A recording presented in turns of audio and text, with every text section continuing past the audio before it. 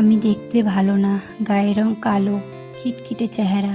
এটা পরেছিস এটা তোকে মানাবে না, ওটা পরেছিস এটা তোকে মানাবে না, এত সেজেছিস কেন? লিপস্টিক লাগিয়েছিস? ইস কালো মানুষ, লিপস্টিক লাগিয়েছিস, একটু মুছে আয় যা। কাজল পরিস না, কাজল পরলে খুব খারাপ লাগবে দেখতে। সত্যি কথা বলতে কি, এই কথাগুলো না আমার এখনও কানে বাজে জানো। খুব কষ্ট লাগে যখন মনে পড়ে। কি করব বলো, ভগবান যাকে যেরকম বানিয়েছে সেরকমভাবেই তো থাকতে হয়, তাই না? তো সবার মতন তো আর থাকা যায় না। তো আমি এখন থেকে না নিজের মতন করে বাঁচতে চাই। কে কি বল তাতে আমার কোনো আসে যায় না। এই তো 2 বছর আগে একটা পেজ ছিল আমার, জানো তো। পেজটা 3 মাসের মধ্যে মনিটাইজেশন হয়ে গেছিলো। কিন্তু কি করব বলো, এই মানুষের কথা শুনে শুনে, এই তুই ভিডিও বানাস, এত ভিডিও বানাস, মানে কেউ সামনে বলে কেউ আড়ালে বলে, এই সব শুনে শুনে জানো পেজটাতে আমি ঠিকঠাক মতন কাজ করতাম না।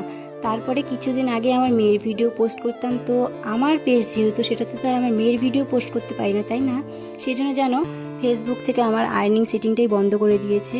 সেজন্য না নতুন করে আমি প্রোফাইলে কাজ করছি। তো এখন আমি আমার মতন ভিডিও বানাবো। আগেও বলেছি এখনও বলেছি, আমার ভিডিও যদি ভালো না লাগে তাহলে আমাকে ব্লক করে দিতে পারো।